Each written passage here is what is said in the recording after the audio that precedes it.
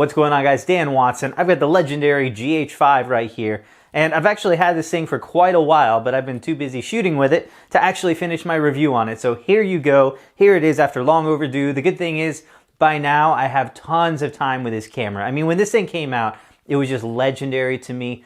The kind of specs that you had in this kind of camera, you just couldn't get for under $8,000 in a normal video camera. And here it was, Panasonic was putting this out in a $2,000 camera that seemed to work very well. And so I had to pick up this camera and start shooting with it. Now, I ended up purchasing this camera as a wedding filmmaker, and this is now my driving camera for all my video work. So, I mean, this camera has so many features, it would take me hours to do this review if I was focused on all of them. So we're gonna kind of narrow it down to the things that I use the most and I think are the most applicable to people who are shooting in various situations that are kind of similar to mine. I also use this for YouTube and other projects that I've been working on. So this is a main driving camera for me, and I've been shooting with various cameras for a long time. I would have to say my main shooters have been Canon for video work. I have been using Panasonic and Sony as well, especially when I needed 4K, but those were my driving cameras. And now I have the Panasonic GH5, and I actually switched systems to get it. So let's take a look at this camera and all the things that I had to offer to get me to switch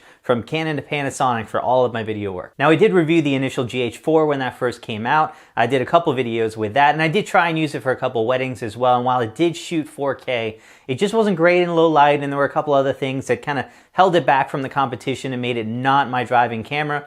However, all that has changed now. I am a huge believer in 4K, and so having that option has always been great. I do shoot in 4K, I almost never deliver in 4K for anything except YouTube. However, it allows me to recompose in post. It allows me to crop in when I need it, to punch in and get some nice, more detailed shots and stabilize. And it gives me so many options to work with my footage in post, and so I love shooting with it. Not to mention, we are shooting now on a new 20 megapixel sensor. This sensor is now being recorded, the entire sensor. On the previous GH4, there was actually a 2.3x crop. So basically, this is using 15% larger area of the sensor to record video, and because of that, much better performance on that. We're oversampling from a 20 megapixel sensor and no low pass filter, which is kind of all working together to give us much better results than we were used to before. On the GH5 now, I am comfortable using this camera at 3200 ISO, which is at least a stop better than I was used to on the GH4. At 6400 ISO, there's a pretty noticeable quality loss. I would say that the amount of grain in there kind of keeps things a little bit distracting. You can use it, but 3200 ISO is a better, safe place to start. And while that might not sound impressive to a lot of people, especially you A7 S2 shooters out there, this is good enough for my kind of work, good enough for most people, paired with some wide aperture prime lenses, some wide aperture zoom lenses, and then also the option of going speed boosters with some Canon glass is really the complete package to make this thing decent in light like that. Now, the first big major standout feature to me was being able to record 4K at 60 frames per second, which is just astonishing on a camera like this.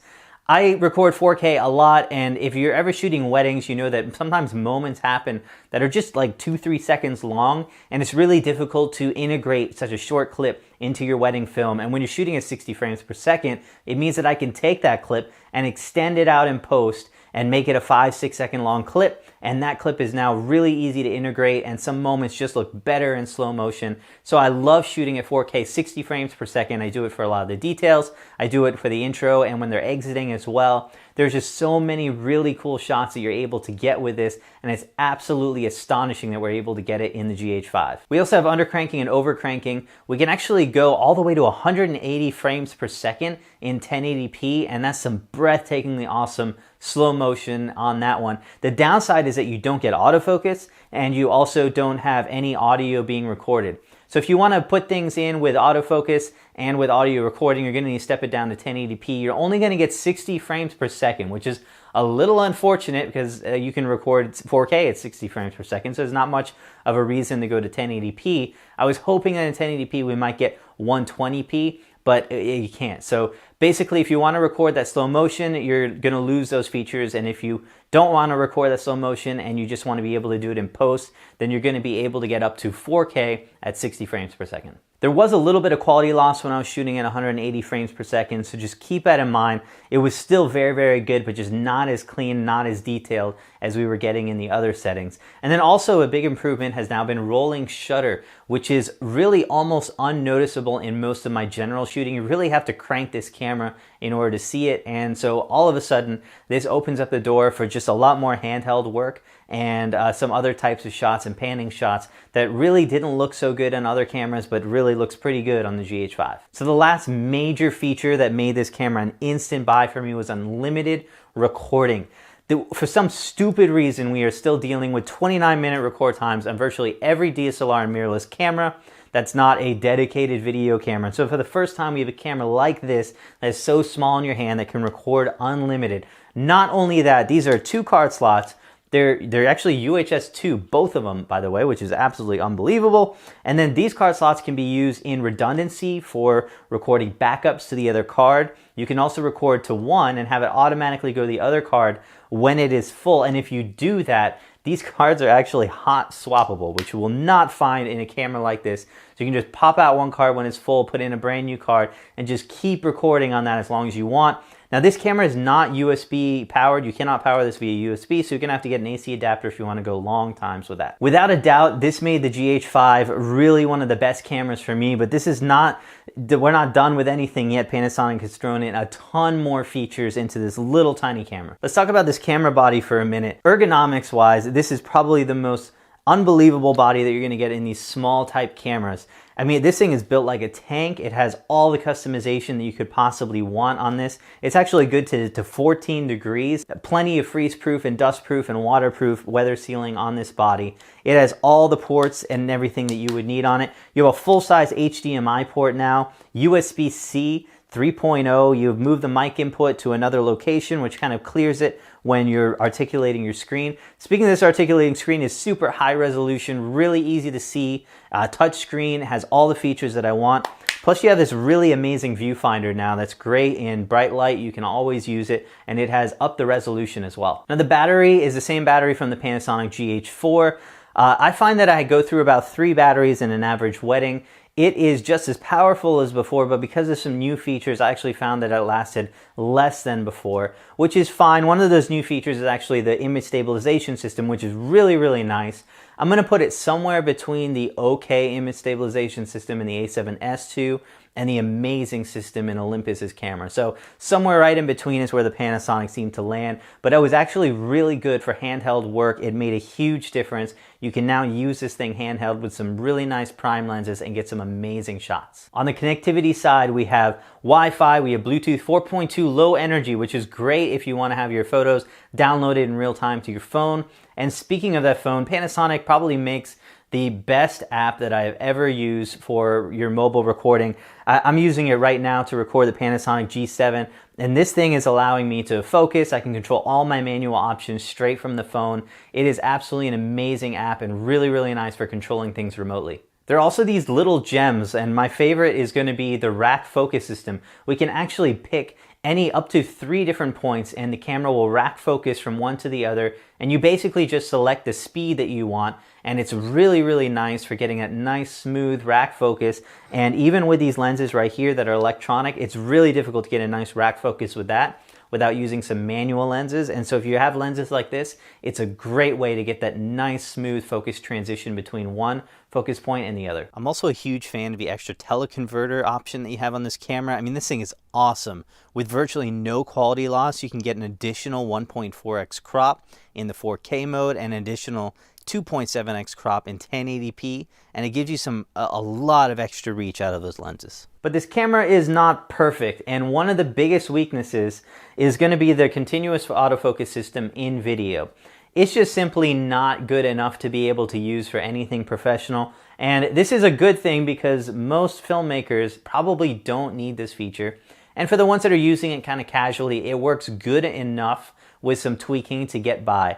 However, I have found that I can actually use Canon's or Sony's new autofocus systems, the dual pixel for Canon, in professional environments and have it track extremely reliably. I could be using it right now and it would keep on me the entire time filming. I would feel very confident about that. Those systems are great for tracking brides coming down the aisle. I can't do it with this camera. This is going to be manual focus only for that. It's very good for single point, there to there, but when you're trying to track people and using it in continuous, it's just not there. Another downside is that log recording is still a $100 add-on. You have to purchase it, wait for it to ship, it has to arrive, and it's all just an unlock code. So that doesn't really make a whole lot of sense for me. They did have some issues initially with being back ordered as well, but it's kind of unfortunate in a camera like this, we have to pay for that feature.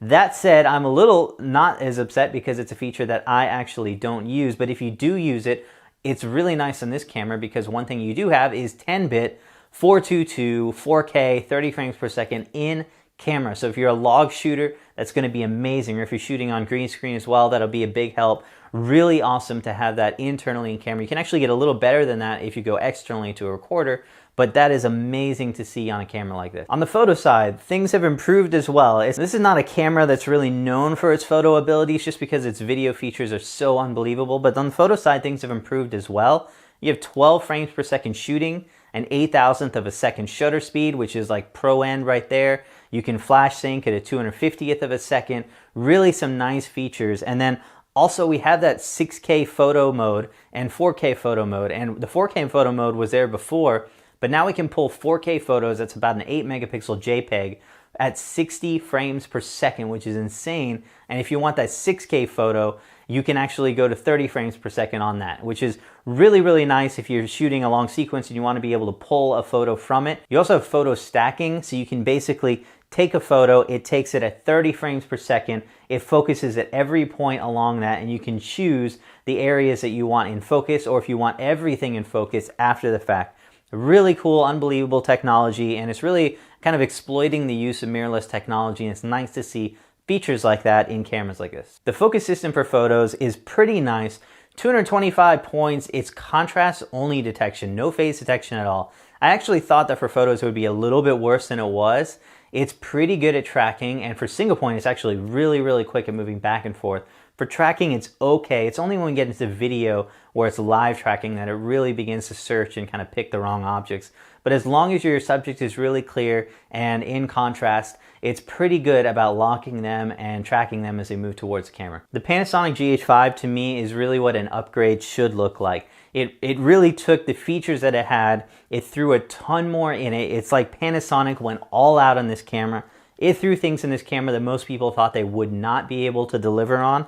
And it really kind of future-proofed itself. Panasonic has also announced that there are updates coming out to support other video modes and compressions and other things like that. And we can really see that Panasonic is committing to not only this camera as it is right now, but the future of it. And with future-proof things like UHS 2 and USB 3.0 Type-C ports, we can really see that Panasonic didn't think of this as a camera of old, but is really trying to push this to the next level. I mean, this camera has really been able to change the way that I shoot for weddings, giving me features like 4K 60 frames per second, super slow motion, limited recording. I mean, all these things were really game changers for me. If you can live within that low light ability of a micro four thirds sensor, and also you don't mind using some wide aperture primes or speed boosters, if you ever need shallow depth of field, you're gonna love this camera. It is really insane, the features that you're gonna get out of it. And I can't wait to see what Panasonic does next with this thing via firmware updates. It's really only the beginning. It simply is one of the best cameras that I've ever used.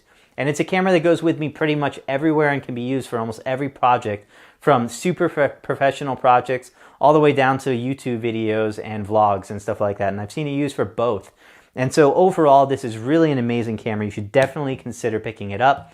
At under $2,000, and there's some deals going on right now, it's really, there's nothing even close to this level of quality and features that you can get in a camera like this. So thanks for watching. I've got links below. You can check out some other videos on the Panasonic GH5. Subscribe. We have a lot of those coming up too. Really appreciate it, you guys. Stay tuned. So much more fun stuff to come.